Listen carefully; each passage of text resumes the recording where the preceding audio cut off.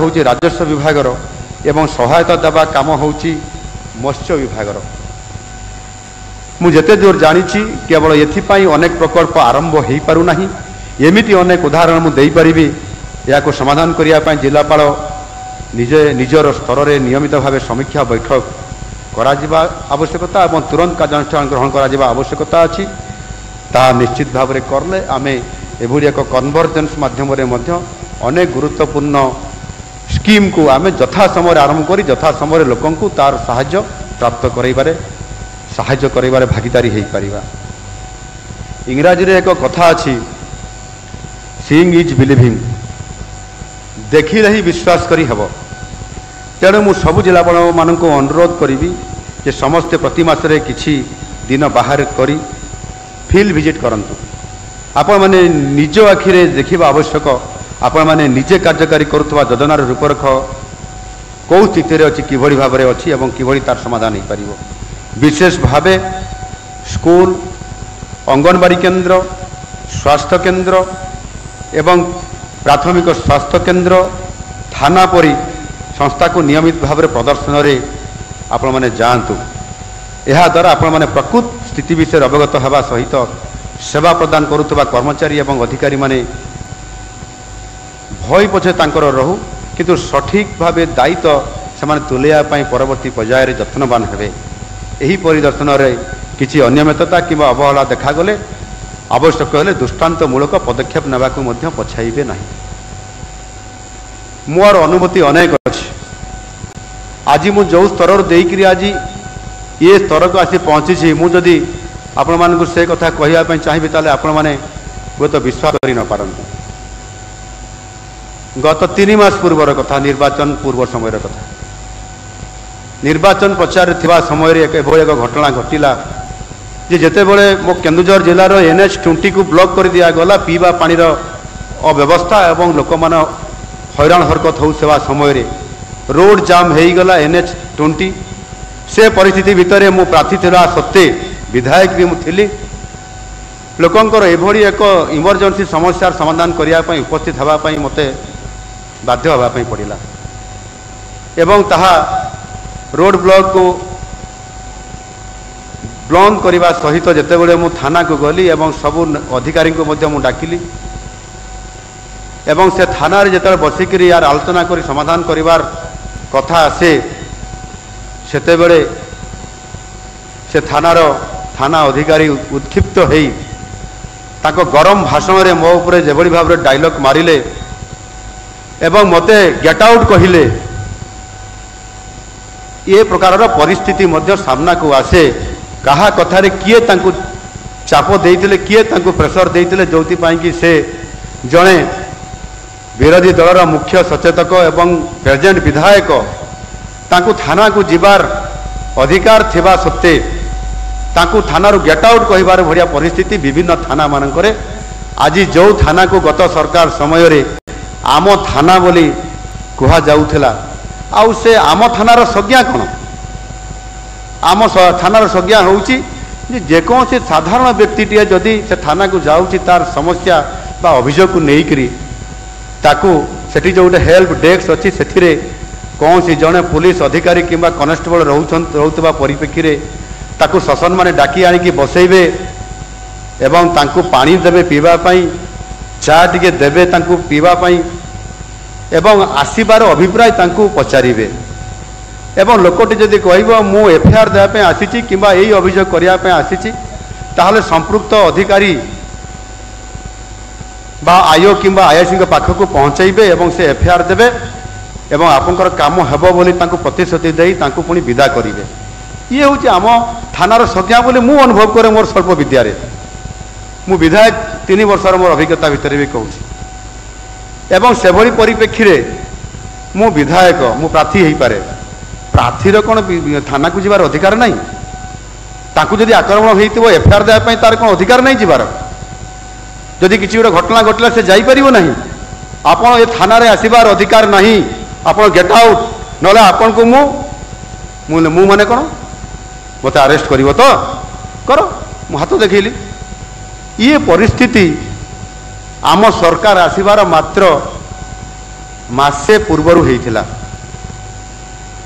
आज आप देखु जितेबाला सरकार आसला मु विजय प्राप्त हेली प्रभु जगन्नाथ आशीर्वाद रे 4.5 कोटी लोकंकर आशीर्वाद रे मते सौभाग्य मिला मुख्यमंत्री हेबार एवं गृहमंत्री हेबार दायित्व मध्य आउ सेतेबेले से आईआईसी महाशयंकर को अवस्था हेइतिबो तापरे भी मु तांको क्षमा करदेली जे से अज्ञान रे किबा कहार चापरे एक कथा करूछंती तांको क्षमा करदेवा उचित। से विभाग मु मुख्य होगी से विभाग जड़े सामान्य भूल करथिबा जड़े कर्मचारी को दंड देवार ये अभिप्राय मोर रहिबा उचित नुह भाविक मुझे क्षमा करदेली। भावी देखंतु जदि आमे प्रत्यक्ष भाव में जदि आमर दायित्व हिसाब रे आमे किछि दिन जदि किछि जागा को जाई किछि लोकंकर समस्या किछि प्रतिष्ठान अनुष्ठान को जाई जदि आमे निजे अनुधान करिबा ता पूर्वर थरे मु डेप्यूटी चीफ व्हिप थिली सरकारी दलर सेते बेले मु थाना को जाईछि से सब इन्स्पेक्टर मध्य ता सीट रू उठु नाही कि मते सम्मान भी दउ नाही। आश्चर्यर कथा एभली परिस्थिति आज दिन रे मध्य गत सरकार समय मानकरे अनेक समय मु निजे अनुभव करिछि आई विटनेस यस। एणु मु एभली अनेक दिग अच्छी से दिग प्रति मु जीवी नाही केवल एतिकी कहया चाहिए जे एथिरे अनेक समय मध्य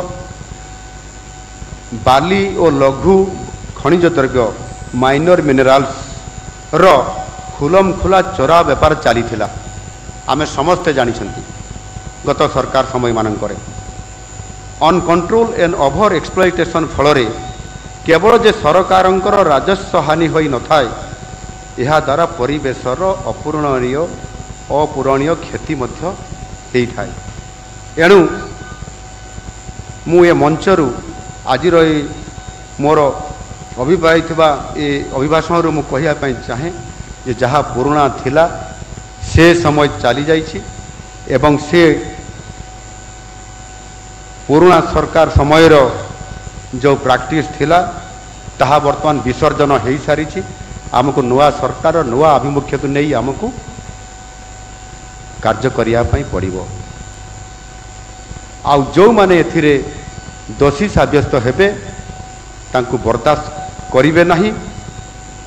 आपण मानकर पाखरे यह को रोकवाकू अनेक क्षमता अपर्याप्त क्षमता दि जाए। मु शुणी अनेक समय केतोड़े तहसीलदार को धक्का दिखाई गाड़ी रे केतोड़े आरआई को मारपिट कराई क्या मर्डर भी कर दिया है। तो आम अधिकारी माने जो माने निरंतर भाव में काम करुचंती अनियमितता को बंद करने आउ सेते बड़े आमे जदि समस्ते से आम तल स्तर अधिकारी मान को सहयोग न करिबा तारे सरकार उपयुक्त काम बा सरकार स्वच्छता को आमे सफल दे परिबा नाही। एणु निश्चित भाव में जेते बड़े ये परिस्थिति आसुछि सेते बड़े एभली सबको बा चोरा कारबार करुवा लोकों विरुद्ध रे कठोर रु कठोरतम पदक्षेप नियंतु। आवश्यक हेले यहाकू ऑर्गेनाइज क्राइम भावे विचार कर से अनुसार आप डील करंतु। सरकार एप्रति बा ये काम प्रति पूर्ण समर्थन आपण मान पाखरे अछि। जदि दरकार हुए ड्रोन टेक्नोलोजी को व्यवहार करी ये अपराधिक कार्यटी को नजर रखी पारिबे एवं से अनुसार त्वरित आपण कार्यानुष्ठान नहीं पारिबे। आउ एक बड़ चोरा कारोबार जहाँ सीधा सड़क साधारण जनता जनजीवन जीवन को प्रभावित करिथाए ताहा हेउछि चोरा मदर अबाध कारबार। विगत दिन में कौन घटना घटी आपण मैंने जानिछंती सेथिरे जो अपमिश्रण करुवा अपमिश्रणकारी जो माने करुछंती तांको प्रति को प्रकार मनोभाव रहिबा कथा ताहा आपण माने जानिछंती। You must note it down that government has zero tolerance on smuggling of illegal liquor. यह रोकने नियमित भाव प्रवर्तन बा एनफोर्समेंट कार्यक्रम चलांतु। अबकारी विभाग को एथिपाई संपूर्ण क्षमता अर्पण करा जायछि। तेणु निज निज जिले में जमीती मद चोरा कारबार न हुए से प्रति दायित्व आपण माने नेबे एवं जदि ठीक समय मध्य कार्यकारी करा न जाए सेटिपाई मध्य आपण माने उभय जिलापाल माने एवं आमर आरक्षी अधीक्षक माने आपण माने ही दायी रहिबे। ଯଦି ଦୁର୍ଭାଗ୍ୟବଶତଃ କିଛି ଅଘଟଣା ଘଟି ଜନଜୀବନ ହାନି ହୁଏ ତାହେଲେ ତାହାର ପରିସ୍ଥିତି କ'ଣ ହେଉଛି ଏବଂ କ'ଣ କରାଯାଇପାରିବ ସେ କଥା ଆପଣମାନେ ଜାଣିପାରୁଥିବେ। ଆପଣମାନେ ଜାଣିଛନ୍ତି ଓଡ଼ିଶା ଜନସଂଖ୍ୟାର ପ୍ରାୟ 22.84% ହେଉଛନ୍ତି ଜନଜାତି ବର୍ଗର। ବଣ ଜଙ୍ଗଲ ପାହାଡ଼ ପର୍ବତ ଘେରା ଅଞ୍ଚଳରେ ସେଇମାନେ ବାସ କରିଥାନ୍ତି। ଆମର ଅନେକ ଜିଲ୍ଲାକୁ ଆଦିବାସୀ ଅଧ୍ୟୁଷିତ ଜିଲ୍ଲା ଭାବେ ଅଭିହିତ କରାଯାଇଥାଏ, କିନ୍ତୁ ଆଉ କିଛି ଜିଲ୍ଲା ମଧ୍ୟ ଅଛି ଆଦିବାସୀ ଜିଲ୍ଲା ନହେଲେ ମଧ୍ୟ ସେ ଅଞ୍ଚଳରେ ମଧ୍ୟ ଅନେକ ଆଦିବାସୀ ସମ୍ପ୍ରଦାୟର ଲୋକ ବହୁଳ ଭାବରେ ସ୍ପେସିଫିକ୍ ପକେଟରେ ସେମାନେ ବାସ କରନ୍ତି। ଯେପରିକି ଆପଣଙ୍କର ବୌଦ୍ଧ ଜିଲ୍ଲାର ହରଭଙ୍ଗା, ଘଣ୍ଟାପଡ଼ା, ବାଲେଶ୍ୱରର ନୀଳଗିରି, ସମ୍ବଲପୁରର ରେଢ଼ାଖୋଲ, ବରଗଡ଼ ଜିଲ୍ଲାର ପାଇକମାଲ ଓ ଝାରବନ୍ଧ, ବଲାଙ୍ଗୀର ଜିଲ୍ଲାର ଖପରାଖୋଲ, ତୁରେଇକେଲା ଓ ବେଲପଡ଼ା ଇତ୍ୟାଦି ଅଞ୍ଚଳରେ ବହୁଳ ଭାବରେ ଜନଜାତିମାନେ ବାସ କରନ୍ତି। ସେମାନଙ୍କର ଜୀବନ ହିଁ ନିର୍ଭର କରିଥାଏ ଜଙ୍ଗଲ, ପାହାଡ଼ ଆଉ ପର୍ବତ ଉପରେ। ସେମାନେ ଏହା ଉପରେ ନିଜର ଜୀବନ ଜୀବିକା, ନିଜ ସଂସ୍କୃତି ପାଇଁ ନିର୍ଭର କରିଥାନ୍ତି। ତେଣୁ ସେମାନେ ଆଇନ ଅନୁସାରେ ଜଙ୍ଗଲରୁ ଜଙ୍ଗଲଜାତ ଲଘୁଦ୍ରବ୍ୟ ସଂଗ୍ରହ, ବିକ୍ରିବଟା କରିବା ଅଧିକାର ପାଇବା ଉଚିତ। ମୋର ବ୍ୟକ୍ତିଗତ ଅନୁଭୂତି ଯେ ଅନେକ ସମୟରେ ଜଙ୍ଗଲ ସଂରକ୍ଷଣ ନୀତି ମାଧ୍ୟମରେ ନିରୀହ ଜନଜାତିଙ୍କୁ ମଧ୍ୟ ବହୁ ସମୟରେ ଅଯଥାରେ ତା'ର ଠିକ୍ ବ୍ୟବହାର ନ ହେବା କାରଣରୁ ଅଯଥାରେ ହଇରାଣ ହରକତ ହେବାକୁ ପଡ଼ିଥାଏ ଏବଂ ଅନେକ ସମୟରେ ମଧ୍ୟ ଏକ ହିଂସାତ୍ମକ ପରିସ୍ଥିତି ତିଆରି ହୋଇଥାଏ।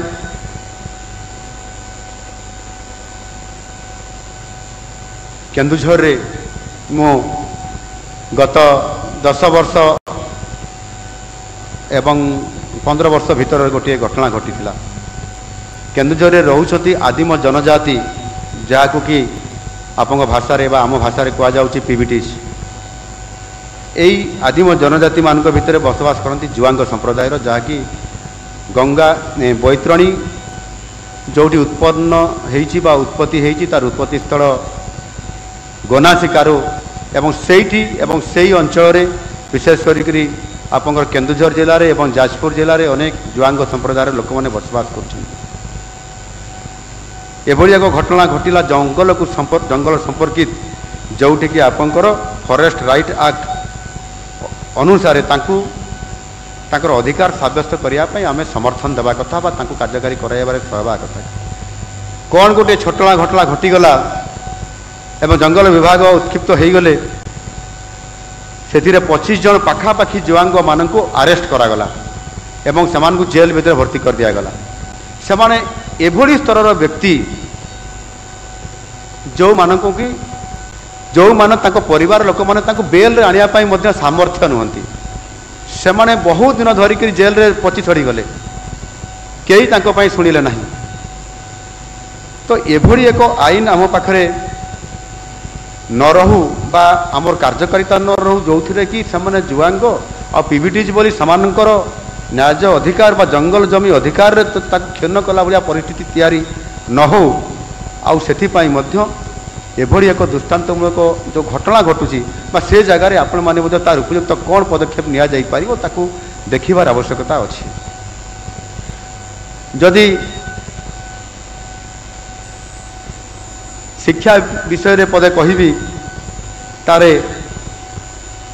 ଓଡ଼ିଶାରେ ପ୍ରାଥମିକ ଶିକ୍ଷାର ଗୁଣାତ୍ମକ ମାନ ଆଜି ବିପର୍ଯ୍ୟସ୍ତ ଅବସ୍ଥାରେ ଅଛି। ଆଉ ୟାର କାରଣ ହେଉଛି ଦୀର୍ଘ 2 ଦଶନ୍ଧି ଧରି ଏ ଅବହେଳାର ଗୋଟେ ବହୁତ ବଡ଼ କାରଣ। ଆମ ସରକାର ସ୍ତରରେ ଭିତ୍ତିଭୂମିକୁ ଆମେ ଯଦି ନ ଦେଖିବା ଏବଂ ତାହା ସହିତ ନିଯୁକ୍ତି ଯଦି ସେହି ଅନୁସାରେ ନ କରିବା, ତାହେଲେ ନିଶ୍ଚିତ ଭାବରେ ଏଭଳି ପରିସ୍ଥିତି ହୁଏ ଏବଂ ତାହା ମଧ୍ୟ ଆଜି ହେଇଛି ଗତ 2 ଦଶନ୍ଧି ମଧ୍ୟରେ। ଆଉ ସେଥିପାଇଁ ଗତ ସରକାରମାନଙ୍କରେ 5T ରୂପାନ୍ତରଣ ନାଁରେ ଆପଣଙ୍କର ଭଙ୍ଗା କାନ୍ଥକୁ ରଙ୍ଗ ଦେଇକି ଚକଚକ କରାଇବା ଏବଂ ସେଥିରେ ଶିକ୍ଷାର ଆଧୁନିକତାର ଏକ ସ୍ୱପ୍ନ ଦେଖାଇବା ଏବଂ ଯେତେବେଳେ ତଳ ସ୍ତରରୁ ପ୍ରାଥମିକ ସ୍ତରରୁ ପିଲାଟେ ସେହି 5T ଉଚ୍ଚ ବିଦ୍ୟାଳୟକୁ ଆସୁଛି, ସେତେବେଳେ ସେ ହରଣ ଗୁଣନ ମିଶାଣ ଫେଡ଼ାଣ ଜାଣିନଥିବା एवं कौन प्रकार श्रुत लेखन गोटे पचारे लिखिपार नथिबा परिस्थिति विगत दिन मानकरे बहुत आम देखी। लाभ कौन है शिक्षार भित्तिभूमि को आम देखिबार प्राथमिकता को आम गत सरकार ताकू देखी पारिले नहीं। आउ सेथिपाई जेतेबेले मु विधायक थी गत 2019 मसीह मते से कथाटी बहुत आंदोलित करिथिला। मु प्रथम सरकार को चिट्ठी लिखी एवं परवर्ती पर्यायर तत्कालीन आमर जिलापाल जी थे केन्दुझर तांकु मध्य मु गोटे एक मॉडल आकार रे गोटे मु प्रपोजाल देइथिली तांको सहित आलोचना भी करी।